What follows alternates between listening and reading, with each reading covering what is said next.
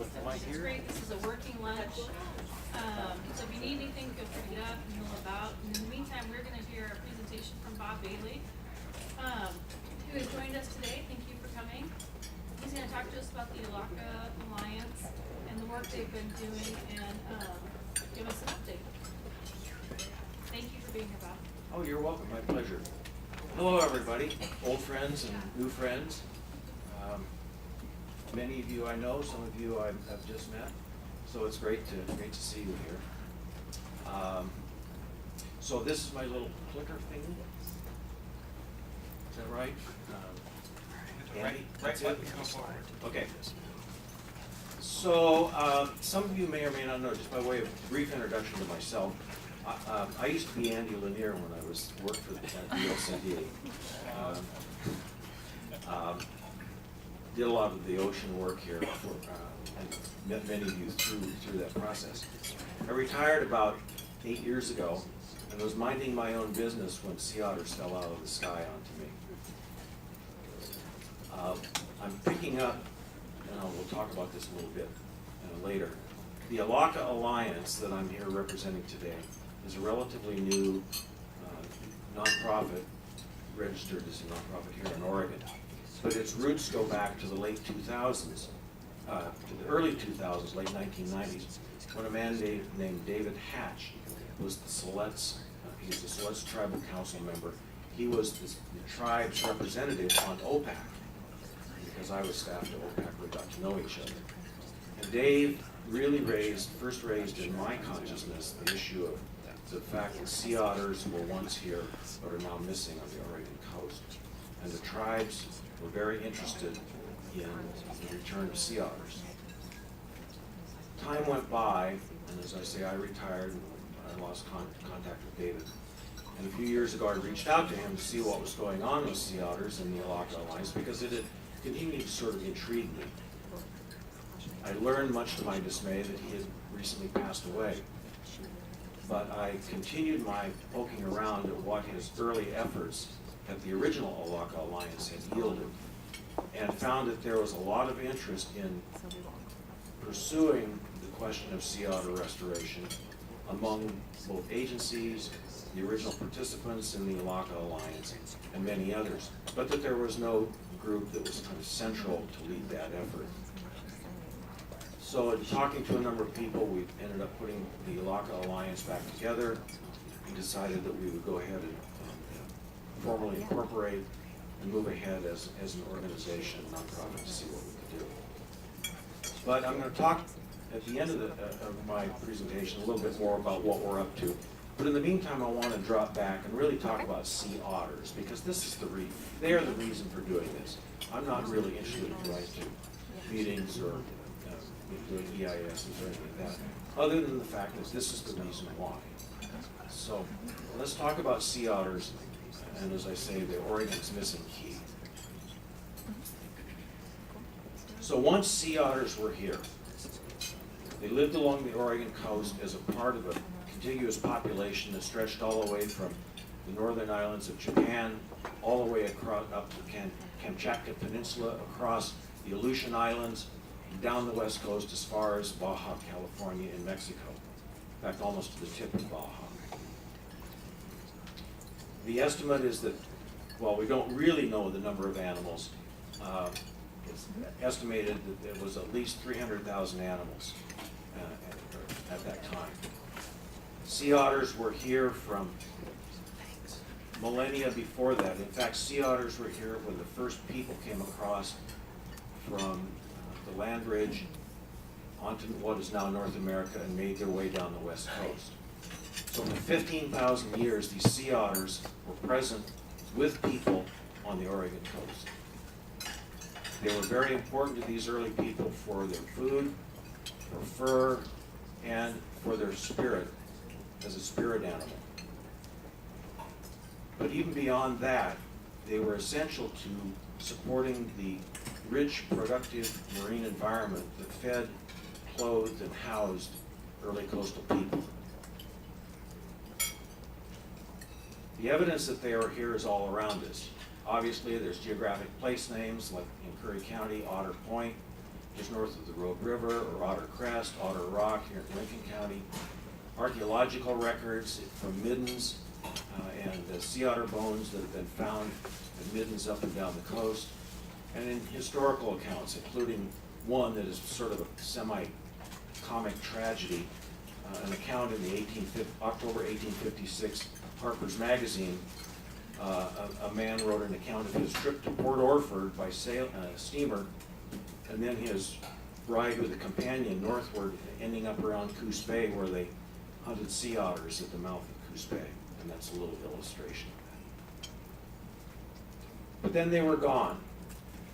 Beginning in 1742, Vitus Bering came back to St. Petersburg with tales of this animal in what we now call Alaska, with this incredible rich fur. And within a few years, Russian fur companies geared up, and by 1810, think about it, between about 1740, 44 to 1810, sea otters were basically gone throughout their range. They were reported very scarce in Oregon by 1810, a note in John Jacob Astor's company's files. By 1850, commercial hunting had basically ended everywhere throughout the range. By 1911, the last sea otter, wild sea otter, it is thought, was shot near Newport. Ironically, that was the same year that international protections on fur seals and sea otters were instituted, one of the first of its kind to conserve animals from hunting. Out of that estimated 300,000 population, it's estimated that from Baja California to the Japanese islands, there were about 3,000 animals left. So a very small fraction of the original population was left, and none on the Oregon coast. They were here again briefly in the early 1970s. This was one of several translocations undertaken by federal agencies to remove animals from Manchitka Island in the Aleutian chain because of underground atomic testing. Between 1970 and 71, 93 animals were translocated to some to Cape Arago, some to Cape Blanco, and some to the Port Orford area. And you can see there. But by more than 5 years later, they were gone for reasons that are still not clear, although there are some tantalizing clues. The population that was there seemed to have pups over a couple of years, so it wasn't as if they all disappeared the first day. But long story short is by 1980 they were gone. So let's take a look at sea otters today and where they live and how they're doing. California is the one that I think a lot of us think of first. We see them down around Monterey, and indeed there's a population of sea otters that survived the Holocaust on the Big Sur coast, 30-some animals up Bixby Creek near that famous big bridge that today constitutes or has spread and expanded to about 3,000 animals from just north of Santa Cruz down to just around the point at Point Conception. Within that range, there, as I say, there are a little over 3,000 animals. There are concerns that the population has not expanded, nor its range, in about the last decade, partly because, or primarily because, of shark predation to the north and the south. And we can talk more about that, and that's the subject of a lot of research. There are concerns in that for that population because of disease and human influences coming down rivers and into that environment, the potential for ship strikes, and increasingly a concern about the genetic health of that population, since all 3,000 of those animals are related to each other and to the first 30 that were survived. In Washington, there is a population that today numbers a little over 2,000 animals from just north of Macaw Bay to Grays Harbor. There was a translocation there in 1970 69, 70, and 71 that survived, and today has expanded from those few animals, fewer than 50, or about 50 of them, to the 3,000 we see today. Some of those animals do drift southward off Oregon, primarily the younger adventurous males, individual males, off looking for what all males like to do at that age, looking for a good time. So we do see them occasionally off the Oregon coast, and they're highly likely drifting down from the Washington Peninsula. Similarly, in British Columbia, there were translocations in 69, 70, and 71 to a couple of locations on Vancouver Island. They have not spread as far as you might think. These things have a small home range of only a few miles, and they don't strike out on their own unless they're food limited. So the population is spread slowly along the western and northern tip of Vancouver Island. They've jumped over to the mainland. Actually, I saw a map diagram just this weekend at a conference that shows a further spread on the BC coast, larger than those two red dots. But that's basically the range right now. They have not yet returned to Hawaii, which is what we used to call the Queen Charlotte Islands, or to the straits down between Vancouver Island and mainland.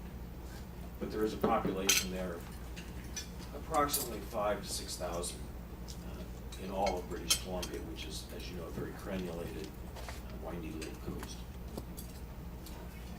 In southeast Alaska, or actually Alaska itself is a complicated story.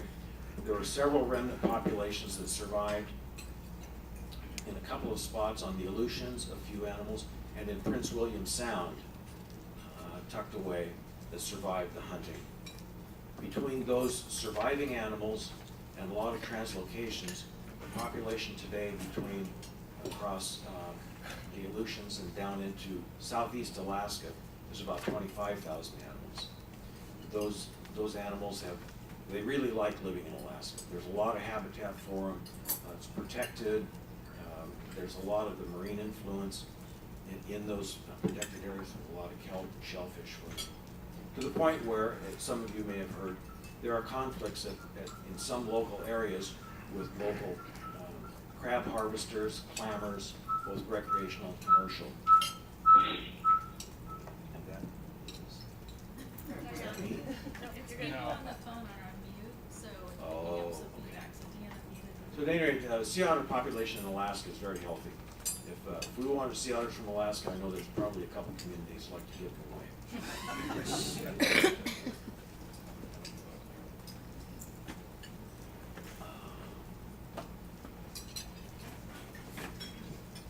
Not happening. Yeah.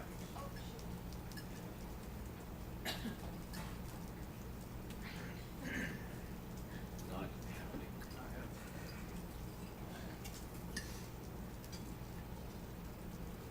There we go. So, beyond cute though, this is an important keystone species. In fact, it's a super keystone species. And a keystone species is a species that significantly, in fact disproportionately, affects the structure and function of the surrounding ecological community. No other animal takes its place. It promotes and maintains biodiversity in ways that are rich and diverse. It enables a vast and complex food consumer relationships to flourish within the ecosystem. Sea otters are a classic, one of the world's classic keystone species. Along our coast, along the west coast, in fact, most any coast they occupy, they enable ecosystem diversity and productivity because they control sea urchins. And sea urchins are herbivorous. They graze on kelp and other marine algae and prevent it from growing. So when sea otters are around and are feasting on sea urchins, we get productive and expansive kelp forests with all the richness that implies. When sea otters are absent, you get urchin barrens and very simplified, unproductive marine ecosystem structure.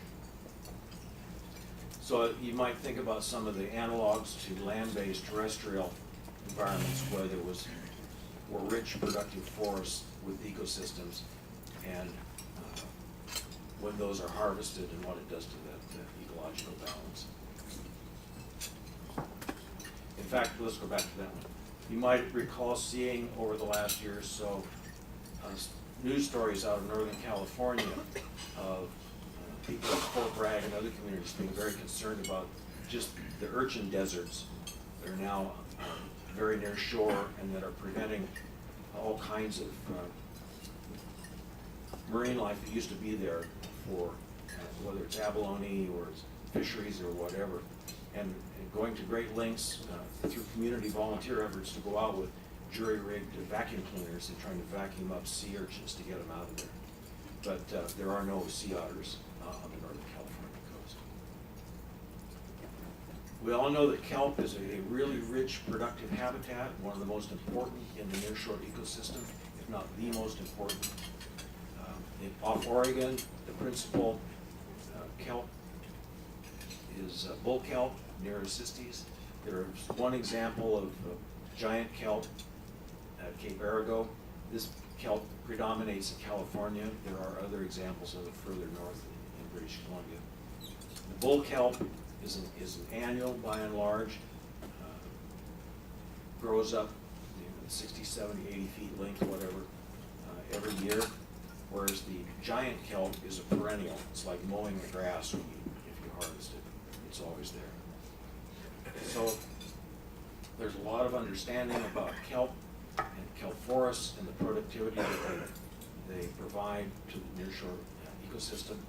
Sea otters totally make that possible.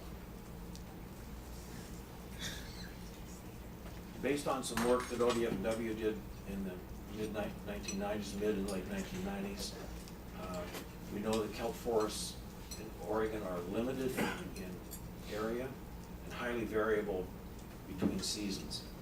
The little map on the left, those little blobs show Blanco and Orford Reef and the extent of kelp patches in 1996 off Cape Blanco.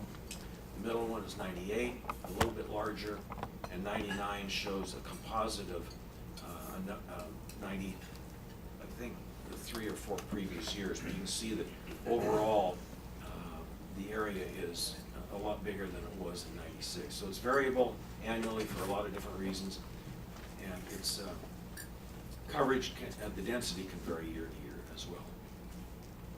There's a woman at Oregon State currently doing her PhD on kelp in Oregon, and so we're very anxious to be working with her to find out what she's learning.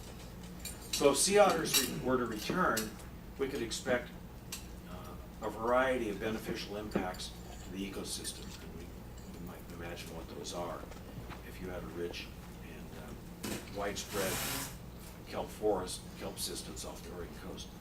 The tribes have stories in their culture, from their history, of kelp beds, major kelp beds, where their people harvested a variety of fish and herring, roe, and other products, as it were. And those kelp forests are no longer there. It may be related to sea otters, it may not. But if sea otters return, we can also expect a variety of cultural and societal impacts, and those are the ones you might imagine. There's obviously increased productivity and richness that supports both commercial and recreationally important species. Based on what we see in other areas, could result in increased tourism, wildlife viewing, and so on, that can benefit coastal communities. But it also raises the possibility of conflicts with recreational and commercial crabbers and clammers, and concern among some of those other ocean users as to how the return of sea otters might impact them. We're well aware of those, so I'll talk in a minute. We want to see what we can do to work with those ocean users and address those concerns. Beyond benefits in the sea, sea otters would benefit birds. How do they do that? Because of the rack. This is one pathway, but because of the rack that is torn up in the fall and winter from kelp patches, lands on the beach, eaten by insects, devoured by birds, and some of those birds even are eaten by other birds. So this is just one of the examples of how sea otters their effect can be far and wide. The potential areas of return, we're not really ready to say where that exactly would be, but historical habitat is likely potential habitat. And from what we can tell from historical records and the assessment of the bathymetry and habitat opportunities, it's primarily going to be the south coast. Some around Cape Arago, obviously, a little bit on the central coast, Otter Rock, Otter Crest, obviously, and up north of near Cape Lookout. We don't really know what the exact spread of the sea otter population was originally. There's more work to be done in investigating midden deposits for sea otter bones, but this appears to be the likely areas of target. And those are, as you might, on the open ocean coast. These are just examples of some of the areas or a view of some of those potential areas. But an intriguing thing is also that estuaries might be a viable target for restoration.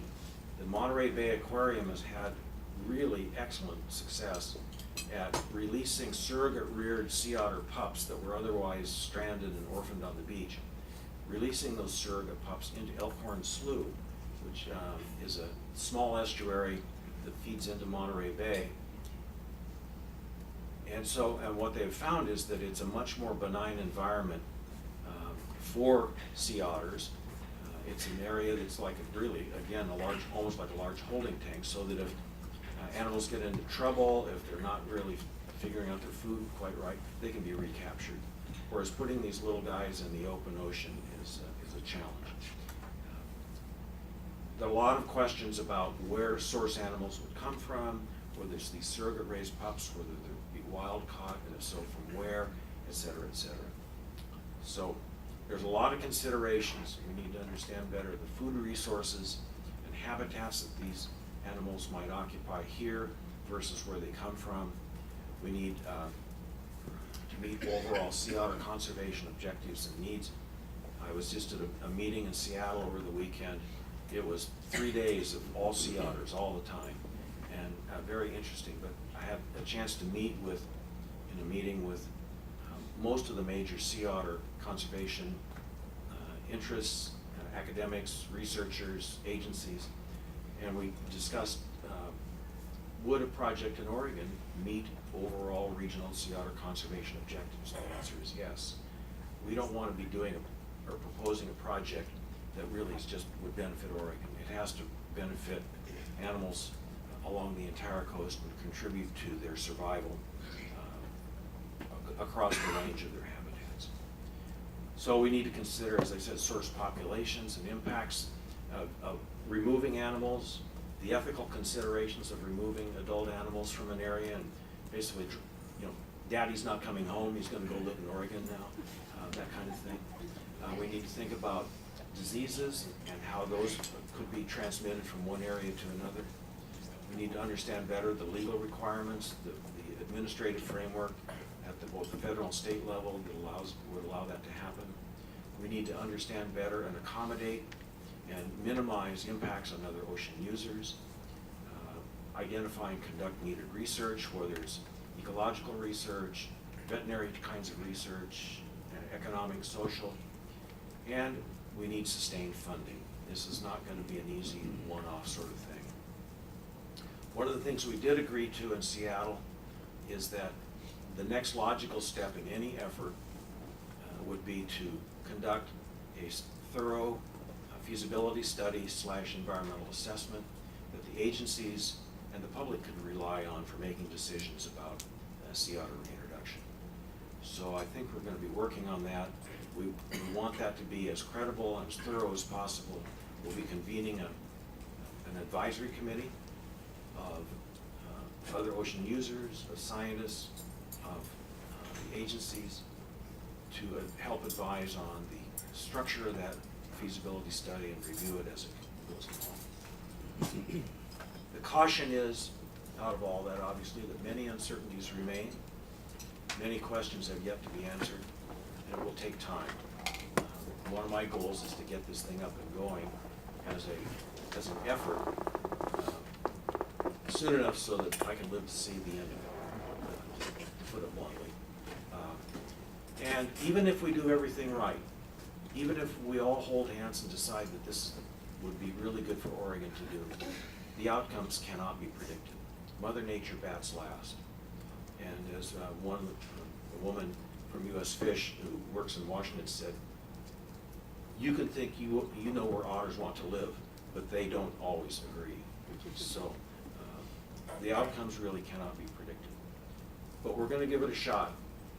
And the Alliance is, in fact, dedicated to the restoration and conservation of sea otters and coastal ecosystems, because it's really, in many respects, the ecosystem that it's about.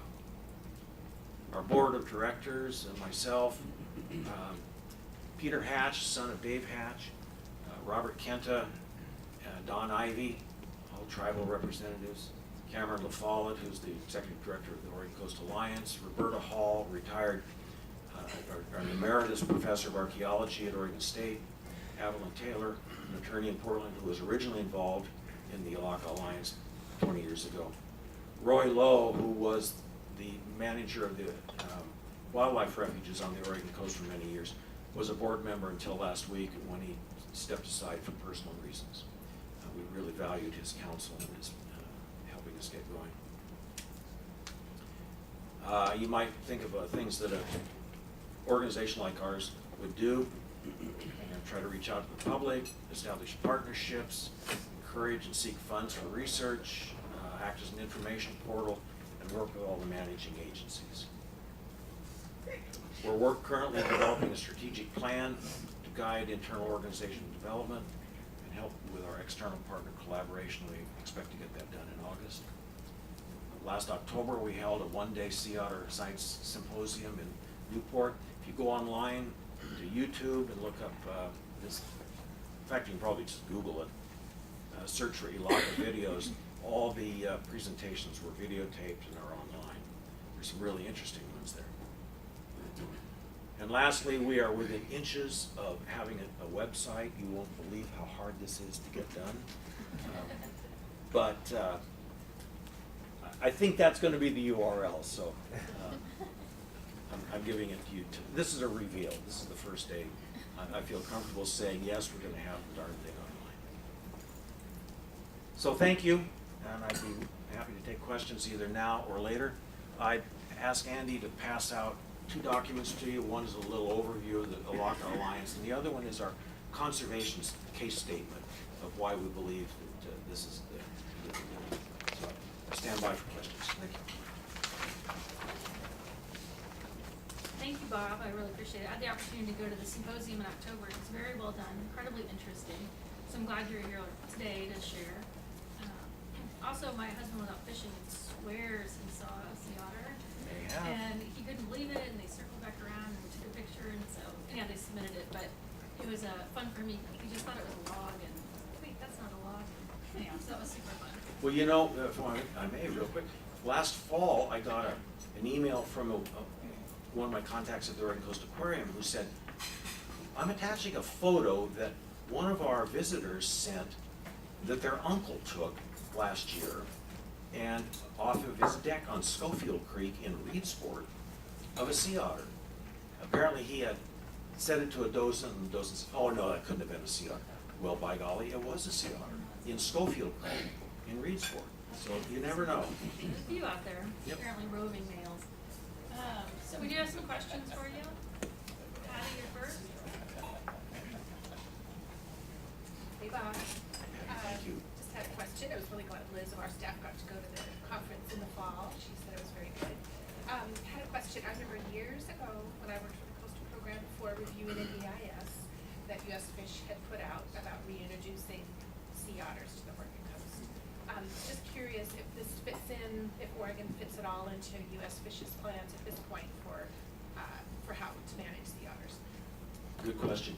The one that you are referring to, the previous EIS that referred to reintroduction to Oregon, that was an alternative proposed to the project to translocate animals to San Nicolas Island in the Santa Barbara Channel.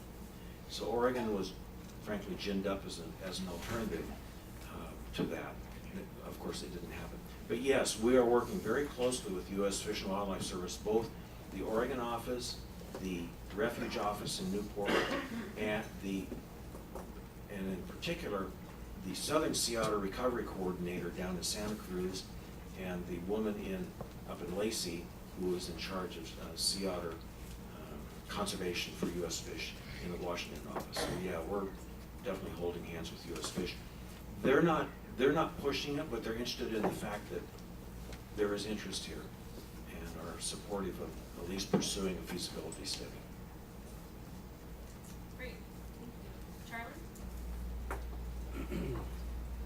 Thanks for that presentation. That was great. I did not get to go to the symposium. I was at another event. But you can watch it online, Charlie. Yes, I can.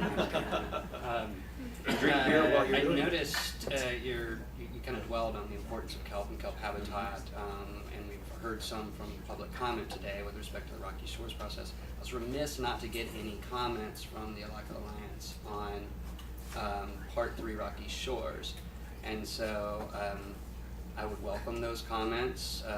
For the record, it is still open. The rule's still open until LCDC adopts it. But if you have any substantive comments or interest, obviously I would want you to circle back with your full group around Part 3. And we would, Okay, thank love you. to hear that. Yeah. I thought about doing that, and then I was really busy on other stuff. But I also thought that the distinction between Rocky Shores per se and kelp habitats further offshore that otter might occupy did not necessarily overlap. So that may be wrong, but I would take your comment under advisement. Thanks. Ryan? Thanks, Bob. That was great. You had a slide that showed a variety of considerations or important challenges about moving forward on this, and perhaps was captured under the research needs area, but you specifically mentioned you used the word tantalizing ideas about why the relocation was not successful in the 70s. I was just wondering if you could speculate further and talk about what those ideas are, Yeah. and how it might feed into either further research that might be needed to evaluate why that didn't work. Yep, thank you. We talked a little bit about this at this workshop I was at this weekend, and that in most translocations there is a fairly significant number of animals that just leave immediately. They're going home, so they just leave the premises and drive away. Disease seems to be a really big factor, and these animals are more susceptible to diseases than you might think. After our symposium in Newport, Bruce Mate, who's the director of the Oregon Coast, or the Marine Mammal Institute at Oregon State, came up afterwards and said, because he was a young professor at Oregon State at that time, he said, you know, there was an outbreak of leptospirosis in sea lions at that time. Well, all it takes with a small population is to get one or two animals, especially females, sick and die, and you sort of fall below that critical mass needed to keep the population alive. So there's things like that. We don't believe that there was, gunshot wounds. There doesn't seem to be any evidence of them. There does seem to be some evidence, as in California, from that were animals on the beach, that sharks may have played a role in that. Young sharks go trying their food out and they chomp on the sea otter, and even if they don't eat the sea otter, they end up killing it because of the poaching. So one of the thoughts is that between rough winters, the highly variable kelp forests, which may have affected their habitat, disease, and the fact that just some of them just left anyway, you fall below a certain population threshold that's for viability. We may never know because it was not properly monitored. That's the other thing, is that in none of these translocations, Washington, BC, Southeast Alaska, and Oregon, at that time, was there really the kind of veterinary care and handling that we would do today. So we have time for one more question. Chris? Less of a question, more of just making sure you're aware about. Sounds like you're well connected with the Fish and Wildlife Service already, but when listening to you, the Fish and Wildlife Service's coastal program, which is a very tiny program within the broader Fish and Wildlife Service, has a statewide priority area in Oregon set with the South Coast, parts of Southern Oregon and South Coast, and they really focus a lot on habitat restoration and certain native at some point species. And so if you're not connected with the coastal program folks in particular there, that might be another one just to make sure you do. Thank you. I can help you with that. And they have some interesting funding programs that might be a possibility as well. Cool. Thank you. Yeah, we need all the help we can get. Well, thank you, Bob, for coming. It was You're really welcome. interesting. And as I say, if you have follow-up questions, you can get a hold of me. Thank you. Good lunchtime conversation, thank you. So with that, I think what we're gonna do, although we need to jump into Rocky Shores here, we're gonna take a 3-minute break to go take a group photo apparently. Do you wanna do that, Andy, in this little courtyard? What's your plan? Yeah, so, and the impetus of this is that the photo for OPAC on the OPAC website, you will notice, has none of the current members there. So, we would like to get a group photo that we can put up online that represents the council today. So, yes, let's just walk out into the courtyard and take a quick photo or two. Okay, we'll be right back. That may not be a bad